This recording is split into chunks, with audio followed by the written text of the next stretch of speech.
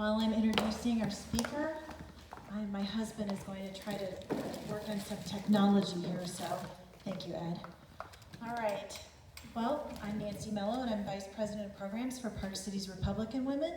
And I would like to, at this time, thank our president, Lane Sullivan. Lane has been president for 2 years, and she works tirelessly. And so I just think I'd like to just do a shout out to Lane. Thank you. Lane is full of wonderful ideas, and she's very good at bringing us all together. So I just wanted to really extend our appreciation to you. I'd also like to let everybody on the board know how great it is working with all of you. It's been such a nice year getting to know all the board members and the volunteers that have been helping us out, because without the volunteers, there's Lane and there's the board and then there's the volunteers. Without the volunteers, we just couldn't do what we're doing. So we appreciate all of your time and talents and everything that you do for us. So, and then everybody else who is a guest, welcome. We're so happy to have you here tonight, and we hope that if you're not a member of Park Cities Republican Women, that you'll become a member of Park Cities Republican Women. So it goes without saying that this year has certainly had its challenges, and what I've learned is that this group is up for any kind of challenge. We appreciate all you've done to support our many qualified candidates. And through the many ups and downs of 2020, your PCRW board has worked tirelessly to bring you engaging speakers who cover a myriad of important topics, and tonight is no different. It is my honor and privilege to introduce tonight's special guest, Mr. Nick Adams. Nick was born and raised in Australia and immigrated to the United States in 2016, at which time he received a rare, extraordinary ability green card. Nick is a presidential appointee in the Trump administration, a 4-time best-selling author, a motivational speaker, a television commentator, and a stage 4 cancer survivor. Nick is the founder and CEO of FLAG, which stands for the Foundation for Liberty and American Greatness. FLAG is a 501c3 nonprofit dedicated to promoting and providing high-quality civics education that informs students and families about the greatness of America and the power of the American dream. Through FLAG, Nick has inspired and motivated tens of thousands of K-12 students about the greatness of the American opportunity. Nick's passion and excitement about America is contagious. Here we are in the midst of early voting, with the actual election a mere 2 weeks away. I can't think of a better time than now to hear from Nick Adams. Thank you for being with us tonight, Nick, and I'll let you take it away.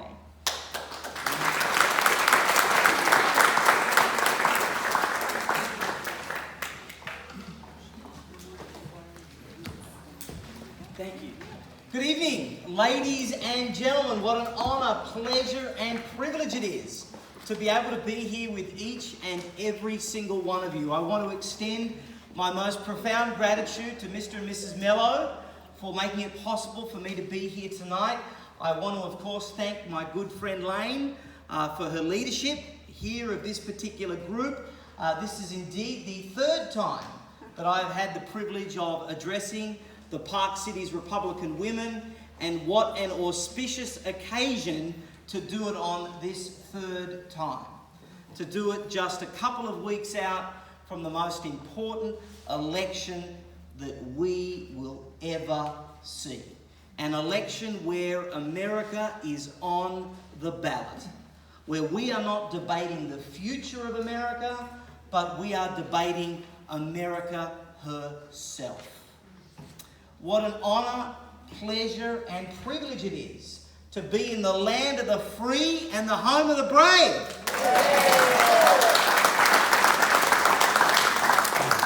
In the world's exceptional nation, in civilization's indispensable country, and to top it all off, if all of that weren't enough, in the best state of them all, the great state of Texas.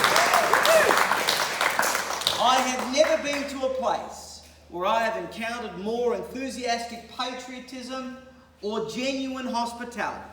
But more than just loving the people, more than just loving the place, my message about American exceptionalism has no greater or more fitting than Texas is the living and breathing embodiment of American exceptionalism. Free, patriotic, family-oriented, there is no more model society anywhere here on God's green earth. I love the moxie, swagger, and bravado of Texas and Texans. I love our merciless contempt for political correctness and our steadfast refusal to embrace this new morally debased and feminized world that we find ourselves living in. And I haven't even begun to mention Bluebell ice cream, chicken fried steak, jacked up pickup trucks, custom-made cowboy boots, honey butter biscuits from Whataburger, barbecue, Buc-ee's. Someone stop me, I could go on and on and on. And it is for all of those reasons that I will never ever forget that grand day of July 2013 when my good friend Governor, then Secretary Perry, appointed me an honorary Texan. Thank you. Now that was pretty special because, as all of you very well know, there are only two types of people in this world: Texans and those who wish they were. So now that I have established my Texan credentials beyond all possible dispute, let me share a little bit more with you about who I am. As all of you can very clearly tell from my accent, I hail from South Texas. Very deep southwest Texas. Ladies and gentlemen, I want to begin tonight by sharing with you a story. And as I share this story with you, I invite you to momentarily close your eyes and really imagine what it is that I am sharing with you. It's December of 1985. Two parents are at their wits' end. Something is wrong with their 16-month-old child. For months they've been to doctor after doctor, paediatrician after paediatrician, but nobody can tell them what is wrong. One night, with their child even more unsettled than usual, they head to the emergency ward of the local children's hospital.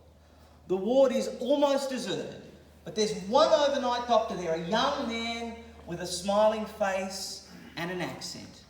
As he looks the child over, his smile quickly evaporates.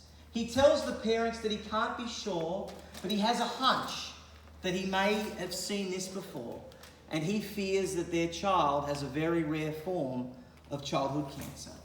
He prescribes a certain set of tests and commands the parents to return the very next morning to have those tests conducted. The very next day, the parents' worst fears would be confirmed. Their child had stage 4 neuroblastoma, a very rare form of childhood cancer indeed. The parents were mine. The child was me.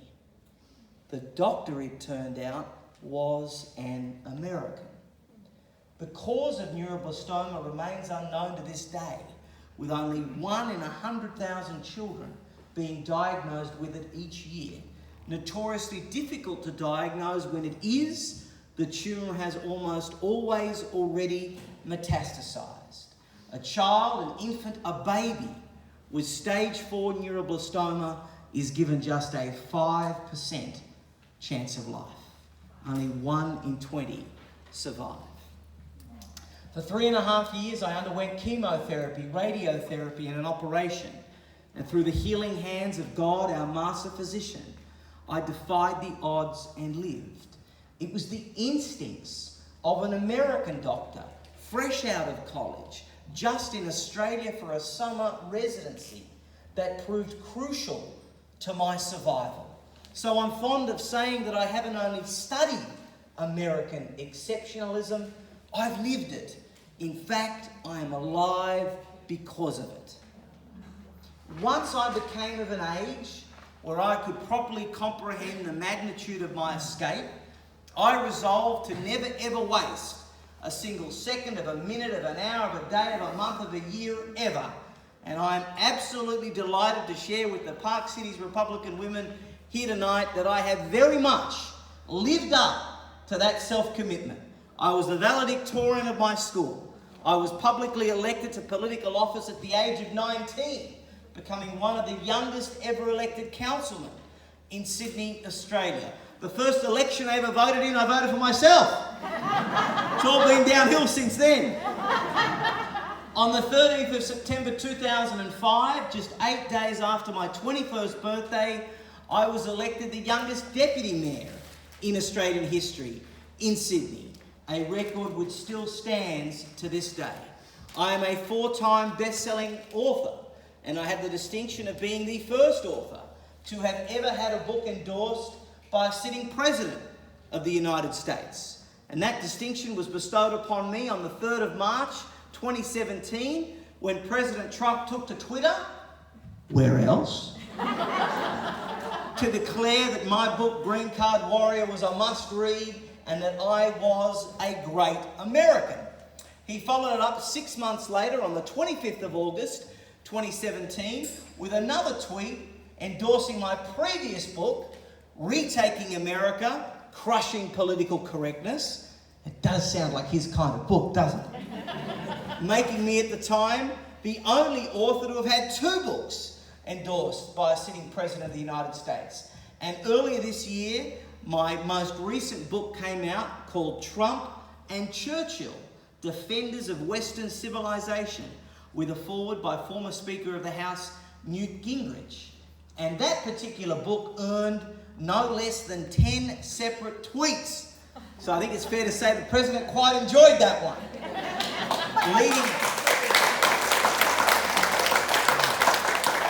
Leading to many leftist media publications in a rare moment of truth and not fake news to declare me the President's favourite author.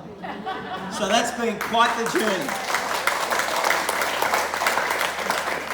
Many of you will recognise me from television. I'm a Fox News, Fox Business commentator. I have spoken now in 42 of the 50 states. I've given keynote addresses in 6 different countries. 2 months ago, the President of the United States awarded me a presidential appointment, appointing me to the board of the Smithsonian Museum in Washington, D.C., formally becoming part of the Trump administration. I also serve as a Trump campaign media surrogate. And in the last couple of weeks, I've been in Florida, Michigan, and Virginia. And I look forward to sharing a little bit more with you about what's going on in those swing states as the evening develops. I am recognised worldwide as an authority on American exceptionalism. In fact, I have decided to dedicate my life to promoting and protecting and perpetuating what I consider to be the greatest idea ever, the American idea. To top all of that off, if all of that weren't enough, on the 29th of July 2016, after 4.5 long, torturous and arduous years, close to $50,000 later, including a stint on the no-fly list, courtesy of the Obama administration and John Kerry's State Department, I finally legally immigrated to the United States of America. An American. Which gives me a very unique trifecta. I am Australian by birth, Texan by appointment, and American by choice.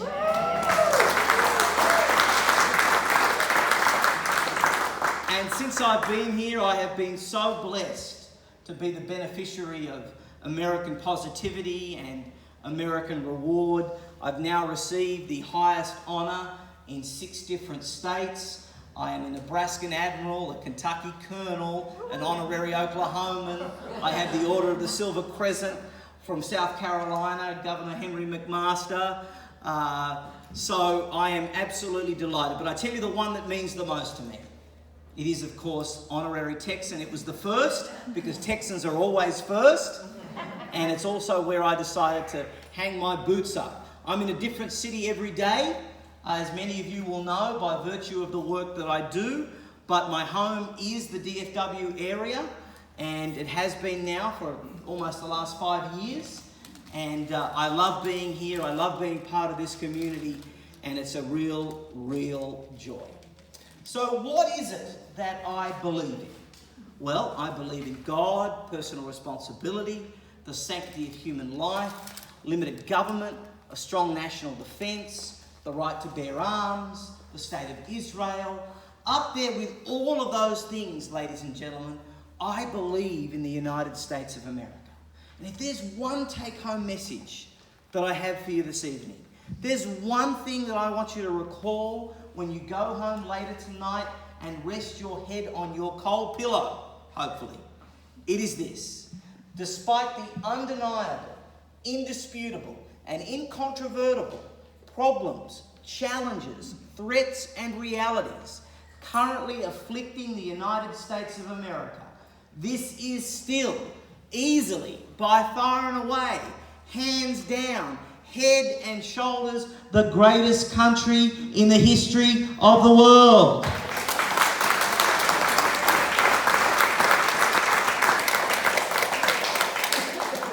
Every single time I speak to an elementary school, middle school, public high school, or college audience, I look those students in the eyes and I tell them that the day that they were born in the United States of America, or the day that they moved permanently to the United States of America, is the day that they won the lottery of life.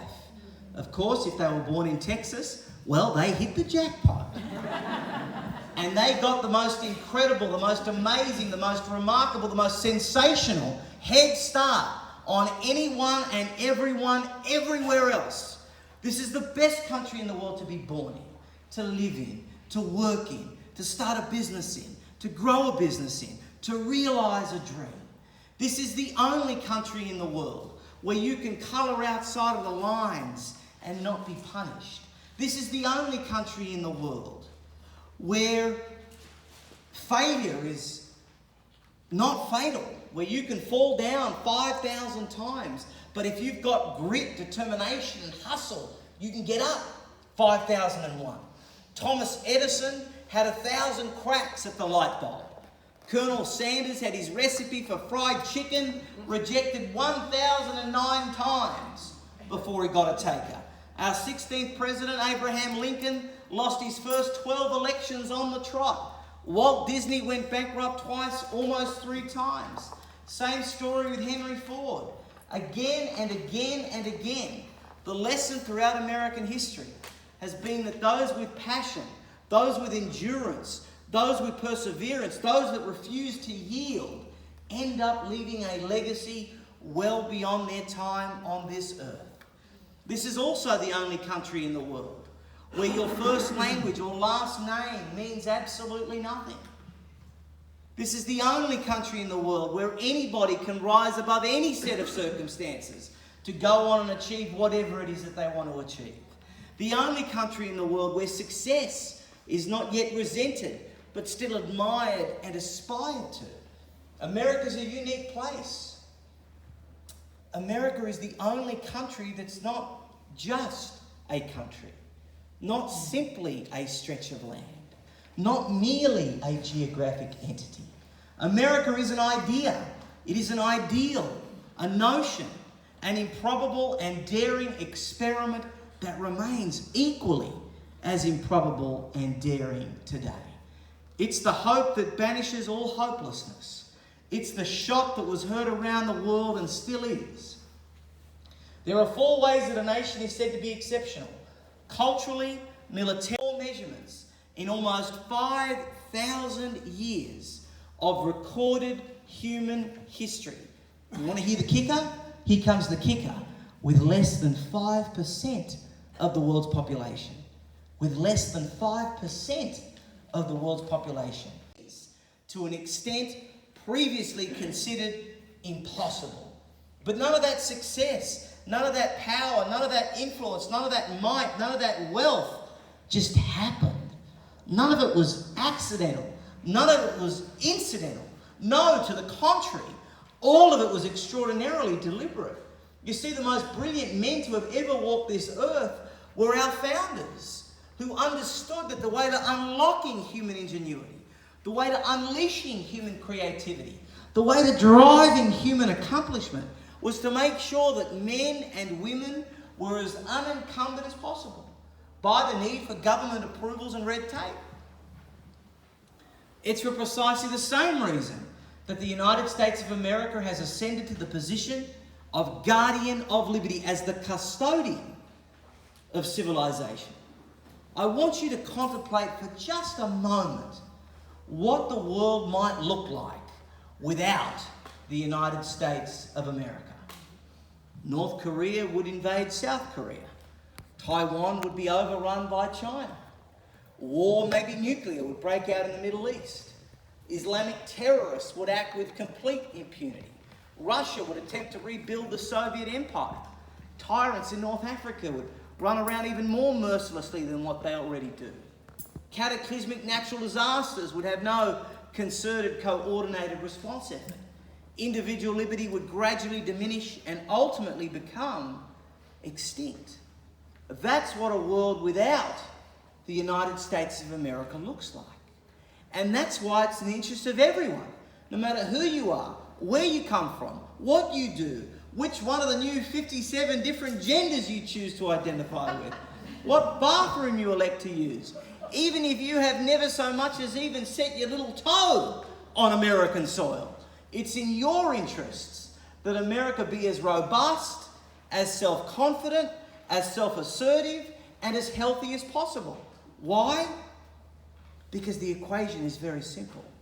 What is good for America is good for the world. When America is strong, the world is strong. When America is weak, the world is a weak and dangerous place. Now, that's not my hypothesis that I've scribbled on the back of a cocktail napkin after a few too many Prosecco's at the Dallas Museum of Biblical Arts. We were living that reality real time. Up until 3.5 years ago, when we had elites at the highest levels of the federal government that were insistent on ensuring that America retreated in the world, that it vacated its traditional role of leading from the front and instead elected to lead from behind. The result? While the world is now calming with the influence of the 45th president and his administration, it remains an infinitely more dangerous place than it had been for a very, very long period of time. Ladies and gentlemen, political correctness is killing the United States of America. You see, here's the thing.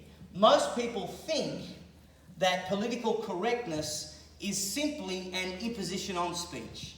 Just something that tells us what we can say and what we can't say.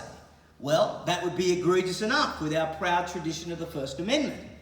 But I'm here to tell you with regret rich in my voice that political correctness is infinitely more than that, way more than that. Political correctness is a mindset, it's a cultural attitude, it's a mentality that says that you should strive for mediocrity and not greatness, that you shouldn't colour outside of the lines lest you be punished, that you should resent those that have differentiated themselves professionally, financially, or in some other fashion more so than you. In fact, political correctness mandates that success and achievement be a measurement of how much butt you kiss as opposed to how much butt you kick. What could be more un-American and anti-Texan than that? Political correctness is an intellectual tyranny, a choking conformity, a totalitarian ideology that strips us of our individualism, eliminates our patriotism, removes our self-confidence. And in doing so, political correctness is transforming the American dream into the European nightmare. And why on earth would we want to follow the trajectories of the once grand nations of Europe now with demography in decline, Islam in the ascendancy, where churches are being routinely transformed into nightclubs, those cultures, those societies, those polities have become moribund and pedestrian, vanilla, dull, there's no passion, there's no innovation, there are no inventions. That's not the future that we want for the United States of America. That's not the future that we want for our children and our grandchildren and our great-great-great-grandchildren. And I tell you what, that's certainly not the future that our founders had envisioned for us. You see, America is complex, but American exceptionalism is really, really simple. It's individualism, not collectivism. Patriotism, not relativism. God, not government. Faith, not secularism. It's equality, but it's equality of opportunity, not equality of outcome. It's e pluribus unum, not radical multiculturalism. These are the virtues and values that have differentiated the United States of America from every other society on this earth in almost 5,000 years. But proponents and advocates of political correctness would seek to eliminate every single one of those points of differentiation, rendering America just another country, just another place. Ladies and gentlemen, it's very personal to me. I chose to come to the United States of America. I came to make, not take, to give, not receive, to join the place, not complain about it or change it. I came because I knew this was the greatest country. I came because I knew that this was the place that would afford me the most freedom and the most opportunity to achieve the dreams that God put in my heart.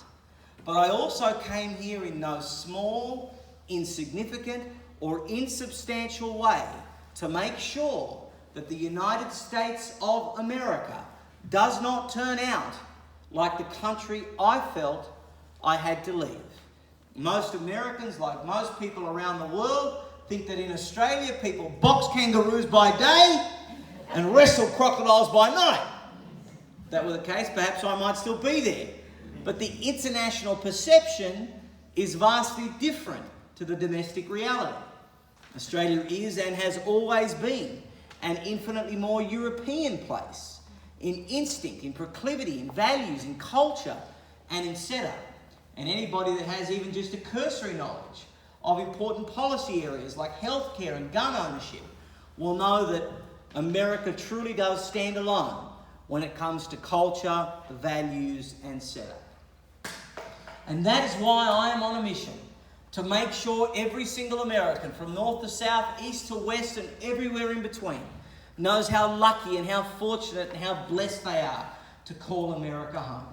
But particularly our young, especially those who will be bequeathed with the most awesome responsibility conceivable, keeping the grand American experiment alive.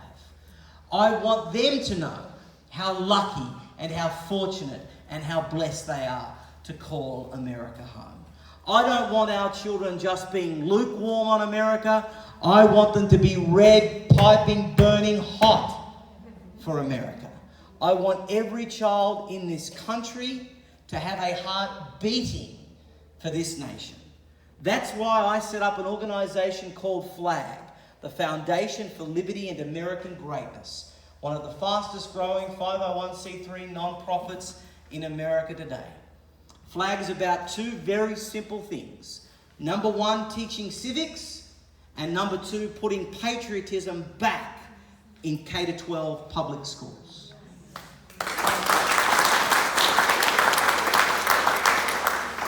We do it three ways. Number one, through classroom visits.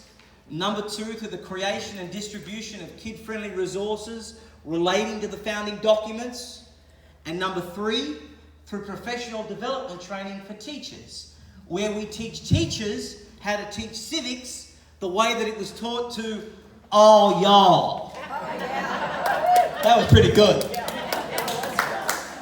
2016, I went in to 42 different public schools in 13 different states.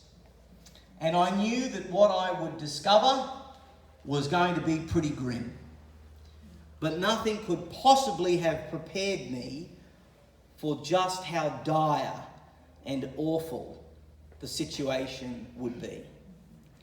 I discovered that today's young Americans, in most instances, do not have even a basic understanding or appreciation of the three founding documents: the United States Constitution, the Declaration of Independence, and the Federalist Papers. This outcome was reflected in a unique poll that FLAG did last year. We teamed up with YouGov, one of the world's leading polling agencies. We polled 1,179 young Americans aged between 15 and 35. It was called the State of Patriotism Report. And many of the statistics that I'm about to quote to you are going to sound familiar because they received a ton of media publicity at the time when those poll findings were released. 49% of those surveyed agreed with one of the following statements: America is a racist country, America is a sexist country, America is a homophobic country. Almost 1 in 2 Americans believe that America is racist, sexist, or homophobic. 32% of those surveyed agreed with the statement that America was never great and never will be. 23% of those surveyed said that they found absolutely nothing wrong with burning the American flag.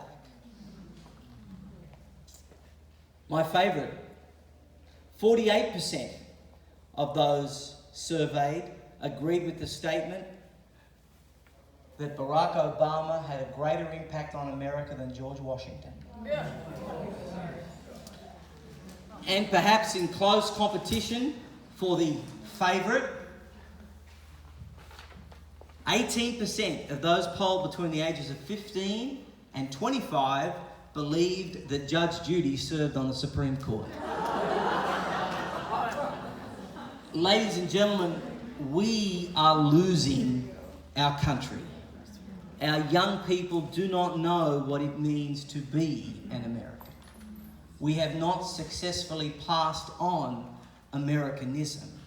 We did not heed Ronald Reagan's words when he said that freedom is never passed through the bloodstream. Generation to generation, it must be passed on. So with all of this in mind, FLAG teamed up with interns from the late Justice Antonin Scalia's office, and we got the United States Constitution, Declaration of Independence, and Federalist Papers into plain, simple, easy to understand English that even a 5th grader can comprehend. We launched them live on Fox News with a special 3-hour event on the Fox News Plaza. Those resources have been a rocket ship for us. We get testimonials from public school teachers in California, Illinois, and New Jersey attesting to how much the students and their parents like our resources. And I am delighted to be able to report to you here tonight that we now have at least one of our 4 resources. Our 4th resource was the Citizen's Guide to the Electoral College. And we now have at least one of those 4 resources in the hands of more than 750,000 public school students in all 50 states.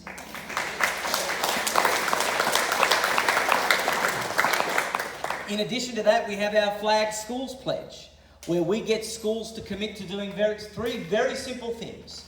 Number 1, display an American flag in every classroom.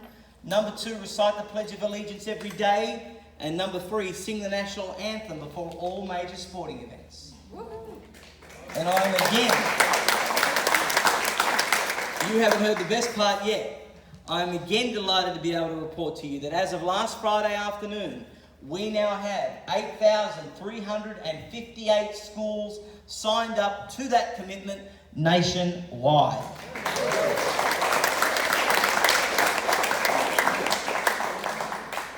The other issue are teachers. Teachers.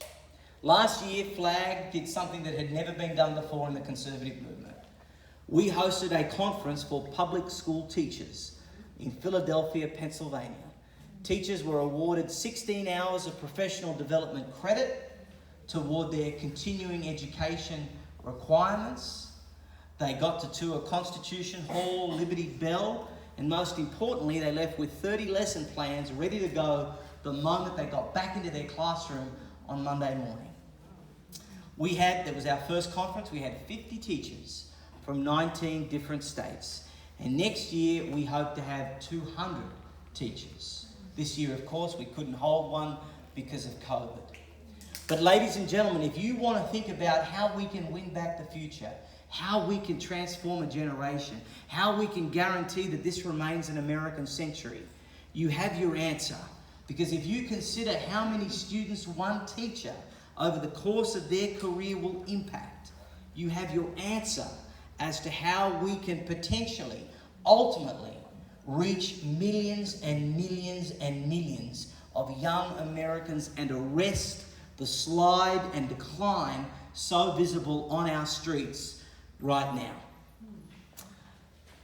In addition to our patriotic efforts in the classroom, FLAG has also declared war on this idea that every student has got to go to college. I went to college, I got 2 degrees, I had a really good time. But the reality is that not everybody is made for college. And we need plumbers and electricians and machinists and carpenters and welders and entrepreneurs. And there are some really good reasons that we do not want our children going to college unless they are tailor-made for it. Number one, we want them to avoid the almost inevitable liberal indoctrination that awaits them on any college campus. Number two, we don't want them graduating up to their eyeballs saddled in debt. Number three, we want to virtually guarantee them a job. And number four, and most sexy of all, we want to give the maximum amount of young Americans the chance to one day go and do the most American thing of all. Start their own business, create wealth, employ people, achieve the American dream. Ladies and gentlemen, let me close with this. America this year celebrated her 244th birthday. A time for great celebration. I trust the Shiner box were in great supply. But I would also submit a time for sober and somber contemplation. Because if you go and ask any historian worth their salt how long great nations tend to last, they'll tell you somewhere between 230 and 270 years. And that, my friends, puts America right in the kill zone. To make matters worse, the enemies of the United States are no longer only foreign, they're also domestic. There are people within America rooting for America's decline or failure. So the fight, the battle, the war, the struggle that we're going to have to embark on is going to be worse than any that we have been through before. It's going to require us to summon every ounce of patriotism from the soles of our feet to the tops of our heads. But as a lifelong student of American history, I remain unswervingly convinced that our best days still lie ahead. From the early defeats by Britain in the War of Independence, to the loss of the Philippines, to Pearl Harbor, to the days following September 11. Every single time America has been under attack. Every single time America and freedom have been shoved up against a corner wall in a room, America has emerged bigger and stronger and better than ever before. It was Alexis de Tocqueville, the famous French nobleman, who came out here in the 18th century, who famously observed in his sociological masterpiece, Democracy in America, that the true genius of Americans lay in their ability to repair their faults. He noted the, quote, uncanny propensity of these people to recorrect a social trajectory. Sir Winston Churchill the great wartime Prime Minister, subject of my most recent book, and a man very, very, very similar to the president that we currently have right now, once affectionately jibed that America always does the right thing after exhausting every other option. And here I stand before you today as a third outsider telling you that I identify the same boomerang spirit, the same resilience in the American psyche. Let me tell you something, ladies and gentlemen, that you already know, but you need to hear again. For the last 60 years, there has been a culture war raging in this country. But only one side has been fighting. They've done it with lies, violence, the threat of violence, and the hostile takeovers of universities. They are dedicated to nothing short of our annihilation. And in the pursuit of that objective, they are governed only by three things: the rules of Saul Alinsky, George Soros, and the Chicago mob. While this culture war has raged, we conservatives, we hard-working, regular, everyday, ordinary American men and women have been busy paying off our mortgages, growing our businesses, saving up our money to send our children off to college. And we have consistently and constantly and continually sought the high ground and elevated things like collegiality and dignity and propriety, to the point now where we wake up in the morning and we almost choke on our bacon and eggs because we cannot believe what our eyes are seeing. The local high school down the road is changing its name. The statue outside the courthouse that's been there for eons has been designated for removal. The elementary school 2 counties away has officially changed the school calendar to read from Columbus Day to Indigenous Peoples Day. Day in and day out, there is a relentless assault on American values, a relentless assault on all of the things that you and I know and love. And it is for two reasons. Number one, all of the cultural institutions that shape and generate our culture are in the hands of people that want to fundamentally transform America. Their words, not mine. They don't love America the way that you and I love America. They don't love the things about America that you and I love about America. They want to turn America into something that it has never been, something that it isn't, and quite frankly, something that it should never, ever be. The second reason is what I call the passion gap. For the last 60 years, the left in this country have wanted to destroy America more than we have wanted to protect it. For the last 60 years, the left in this country have wanted to destroy America more than we have wanted to protect it. And ultimately, what this boils down to is no different to a street fight. It's going to come down to who wants it the most. And until we can match them in intensity, in passion, and in strategy, we are going to continue to lose all of those things that are so dear to us. Ladies and gentlemen, this is a war that we did not start, but it is a war that we will finish. This is a war that we did not invite, but this is a war that we will attend. Because as it turns out, this is an inescapable war. For where you sit and I stand is freedom's Colosseum. The rest of the world is too far gone. Freedom will live or freedom will perish right here on this soil. And the pages of the history books yet to be written will reflect the actions that we determine to take at this juncture. Do we invest in the next generation of Americans? Did we make every conceivable effort to secure the Republic? Did we speak to our neighbours, speak to our friends, speak to our relatives? Did we pull our fellow congregants out of the pews and into the voting booths? Or did we always think that there was one more election to go? Did we continue to be bullied and silenced and harassed and intimidated by political correctness? Or did we punch the bully in the nose and relegate it right where it belongs, on the dusty bottom bookshelf of some fourth-rate library in the middle of nowhere? These are the questions whose answers will determine what happens. But I want you to have hope, because like I say, by virtue of the work that I do, I get to be in a different city almost every day. Tomorrow, this time, I'm going to be speaking to the Newport Harbor Republican women in Orange County. 2 days ago, I was in Grand Rapids, Michigan.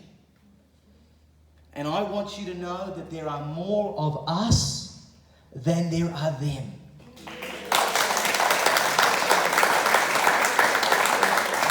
But they're louder than us. They're more organised than us. They want it more than us. Ladies and gentlemen, this is a fight that we can win.